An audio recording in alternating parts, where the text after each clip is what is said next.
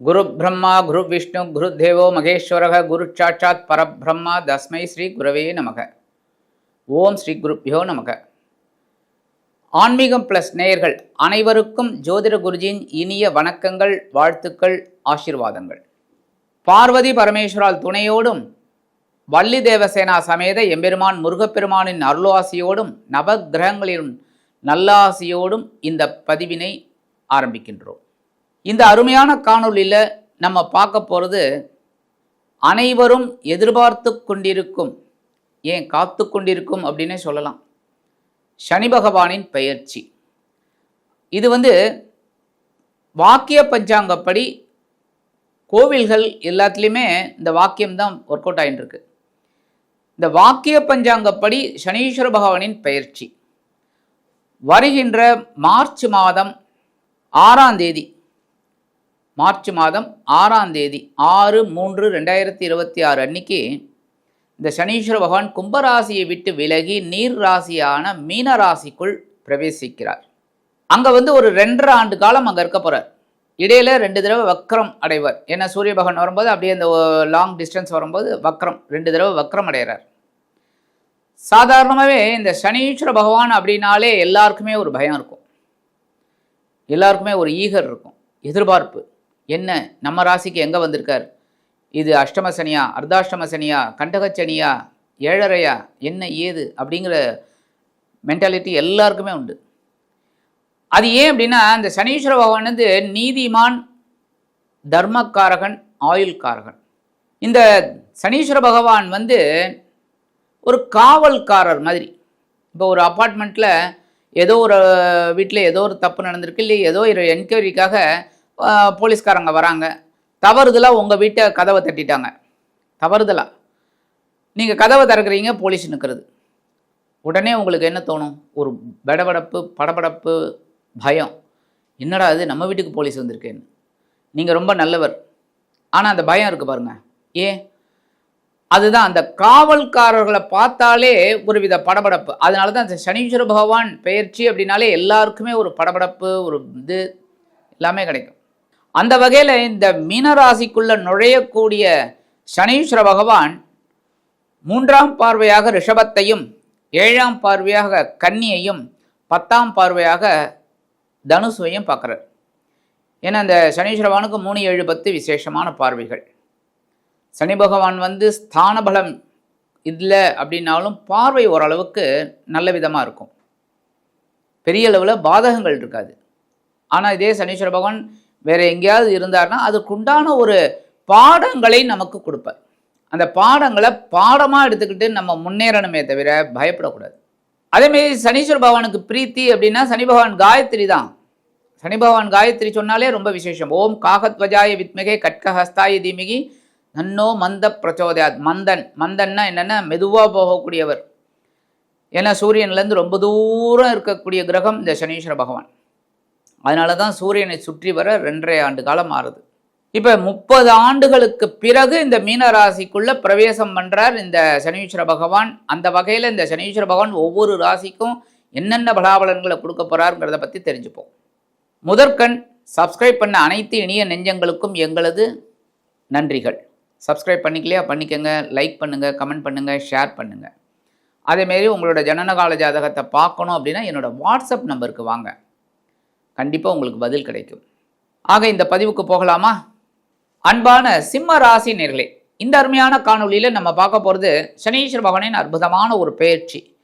இந்த சனீஸ்வர பகவான் உங்களுக்கு பகைருண ரோகாதிபதி, கலத்திராதிபதி. சாதாரணமாகவே இந்த சிம்மராசி என்பவர்களுக்கு கலத்திரம் கொஞ்சம் வீக்காகத்தான் இருக்கும். என்னடா அது இப்படி சொல்கிறேன்னு நினைக்காதீங்க.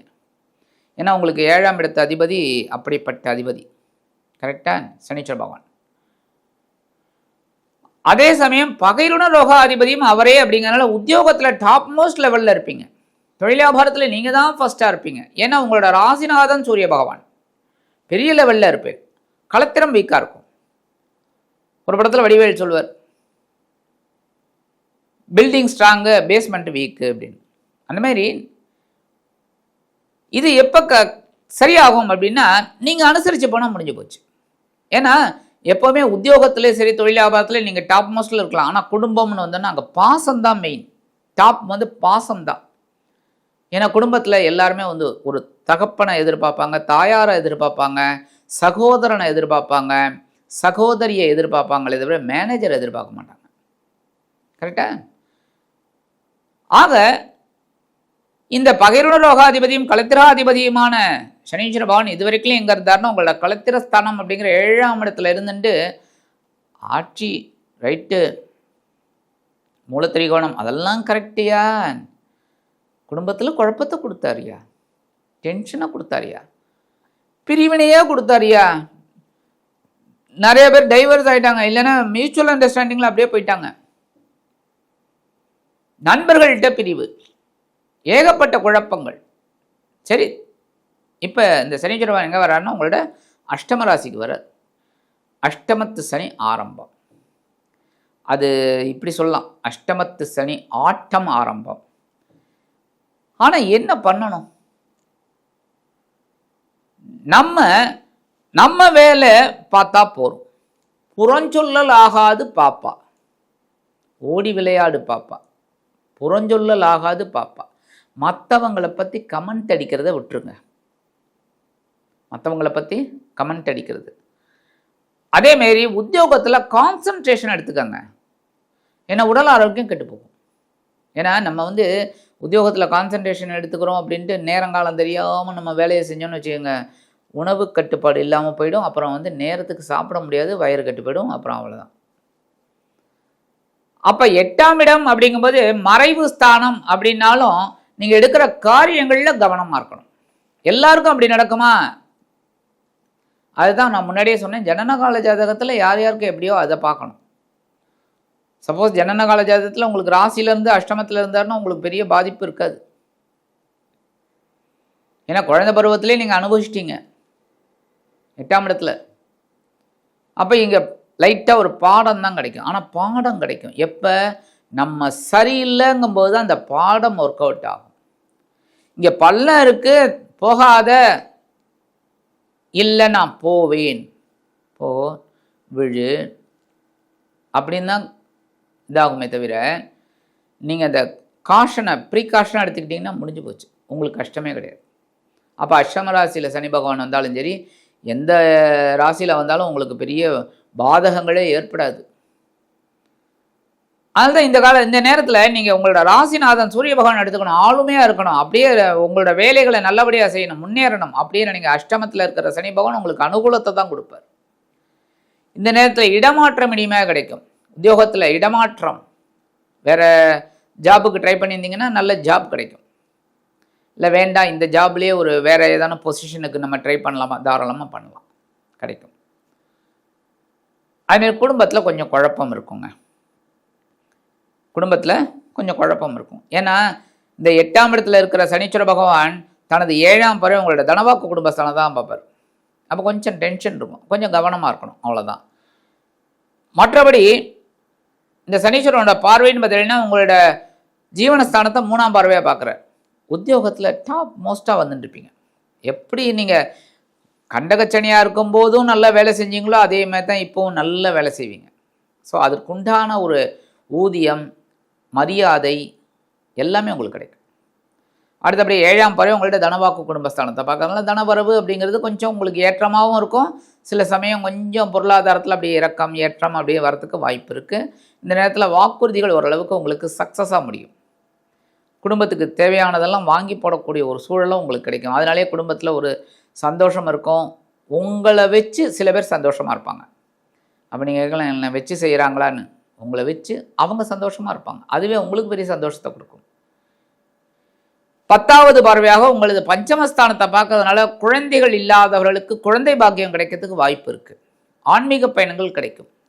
பிதுரார்ஜித சொத்துக்கள், பூர்வீக சொத்துக்கள் உங்கள் கைக்கு வரத்துக்கு வாய்ப்புகள் இருக்குது. அதே மாதிரி இந்த ஆன்மீக பயணங்கள் சொன்னேன் பார்த்தீங்களா, அந்த ஆன்மீக பயணங்கள் வரும்போது எப்போவுமே எல்லாருக்குமே நான் சொல்லுவேன், எந்த ராசியாக இருந்தனும் ஆன்மீக பயணம் கிடைச்சா விட்டுறாதீங்க, போயிடுங்க. ஏன்னா அதெல்லாம் வந்து உலகத்தில் நல்ல கவனிங்க, உலகத்தில் கோடிக்கணக்கான கோயில் இருக்குது. அது தேவாலயமாகட்டும், மசூதியாகட்டும், எதாக இருக்கட்டும், கோடிக்கணக்கில் இருக்குது. எல்லாத்துக்கும் நம்ம போயிட்டு வந்துட முடியுமா? No chance. எல்லா கோயிலுக்கும் ஒருத்தன் போயிட்டு வந்திருக்கான் அப்படின்னா அது அவன் பொய் சொல்றான்னு அர்த்தம். ஆக எந்த புனித பயணம் கிடைச்சாலும் அதை பிடிச்சுக்கோங்க. இப்ப நீங்க எடுக்கிற காரியங்கள்லாம் அற்புதமா சித்திக்கிறதுக்கு நீங்க என்ன பண்ணணும் அப்படின்னா, முயற்சிகளை தடையில்லாம கொண்டு வாங்க வெற்றிகள். அதேமாதிரி இந்த சனீஸ்வர பகவான் உங்களுக்கு அஷ்டமராசியில் இருந்தாலும் சில நன்மைகளை கொடுக்கணும் அப்படின்னா கண்டிப்பா நீங்க ஒரு தடவை திருக்கொல்லிக்காடு அப்படிங்கிற ஒரு இடத்துக்கு போயிட்டு வாங்க. சனீஸ்வர பகவானை வழிபாடு பண்ணுங்க. பொங்கு சனி, அஷ்டமத்து சனியால் வரக்கூடிய பொங்கக்கூடிய ஒரு கஷ்டங்கள் ஆட்டோமேட்டிக்காக குறையும், நன்மைகள் அதிகமாக கிடைக்கும். போக முடியாதவர்கள் சனிக்கிழமை விரதம் இருங்க, அருகிலுள்ள ஆலயம் செல்லுங்கள், நவகிரகங்களில் உள்ள சனீஸ்வர பகவானிற்கு எழுதீபமேற்றி சனி பகவான் காயத்ரி துதியுங்கள். அற்புதமான ஒரு வாழ்க்கை கண்டிப்பாக அமையும். வாரம் சனிக்கிழமை ஒரு நாள், அங்கே என்ன ஒரு அரை மணி நேரம் ஆகுமா, 1 மணி நேரம் ஆகட்டும். ஆக உங்களோட வாழ்க்கை இனிமையாக அமையும். அஷ்டமத்தில் இருந்த சனி பகவான் உங்களுக்கு நிறைய அனுகூலங்களை கொடுப்பார். உடல் ஆரோக்கியத்தில் கவனமாக இருங்கள், எடுக்கும் காரியங்களில் தெளிவாக இருங்கள், புறம் சொல்ல வேண்டாம். அதே மாதிரி உங்களோட முயற்சிகளை விடவே விடாதீங்க, அதெல்லாம் உங்களுக்கு பெரிய சக்சஸ் கிடைக்கும். ஆக இந்த சின்ன பரிகாரம் நீங்க பண்ணினாலே பகைருண ரோகாதிபதியும் கலத்திராதிபதியுமான சனீஸ்வர பகவான் உங்களது அஷ்டமராசியில் இருந்தாலும் கஷ்டங்களை அவ்வளவு கொடுக்க மாட்டார். அற்புதமான ஒரு வாழ்க்கை முன்னேற்றத்தை கொடுப்பார் என்று கூறி விடைபெறுகிறேன். நன்றி, வணக்கம். மீண்டும் ஒரு அருமையான காணொளியில் உங்களை அற்புதமாக சந்திக்கிறேன். வாழ்த்துக்கள். வாழ்க வளமுடன்.